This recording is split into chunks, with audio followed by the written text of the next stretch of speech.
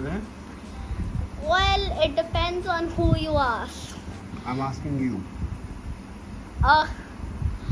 But depending on what you defined as a country, the answers will be different. So I think the most common look is seeing how many members are in the UN. You just go to the UN headquarters and then count the seats. That will give you an answer of 193, plus the two observer states, Vatican and Palestine, gives us 195.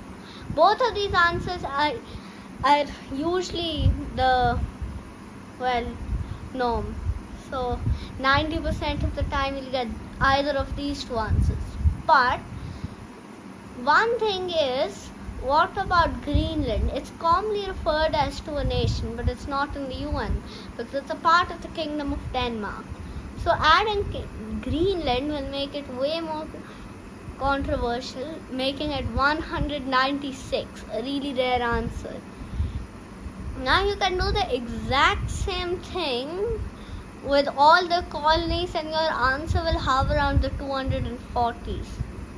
All these areas like Aruba or the 233 answer is the third most common one, which is way too many. So now let's use a different way. What if we take every nation, which you try to guess, by using each political entity? This is really terrible because a lot of the entities overlap, such as NATO or the EU. So let's just take it with independent and sovereign entities. And now we are on the argument of what you define as sovereign. Does sovereign mean that people claim that it's a nation? Then you can say Malaysia is a nation. And or you mean that it has asked the UN and got half of the seats there, or it's a large claim and is recognized by at least one UN countries. And back to our old definition with an answer of 196, we had another one using Taiwan, which is a part of China, completely, very China. And what is it? It's a part of China, for sure.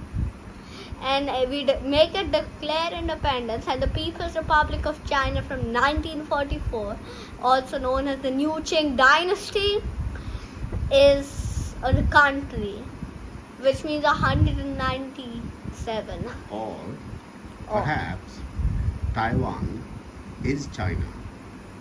Well, that would reduce us back to 196. But if you use China claims a lot of countries, such as Hong Kong and Macau, which are very China. These two nations, Hong Kong and Macau, are not usually considered as a nation, but are the most country-like country, which isn't a country. And Vatican City is the least country-like country, which is a country. So, should Vatican City be removed, throwing us back to 196, and then we have Hong Kong and Macau giving us 198, which is also very confusing and gives us some rare answers. Now let's use the Olympics as a set, and they say 211. That is a lot of these islands and these Hong Kong, Macau and Taiwan. Just say that there are over 200 countries qualifying in the Olympics. Why not 195? No one has a single idea.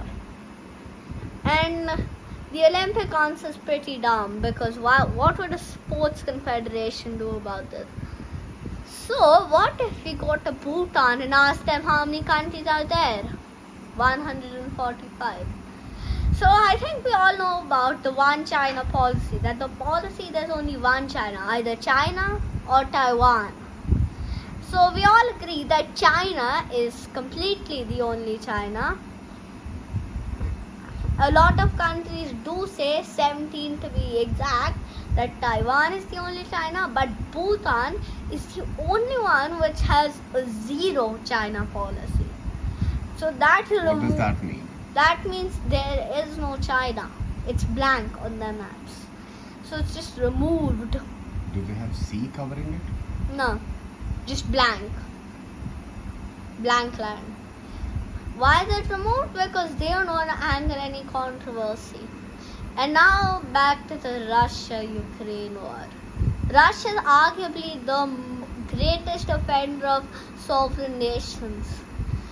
Let's go to Georgia. They have Abkhazia and another one which is called Orlia, something like that. And both of these are recognized by Russia, which also brings up the argument that Russia is the most important nation, but we're not going to go in that. That's another story.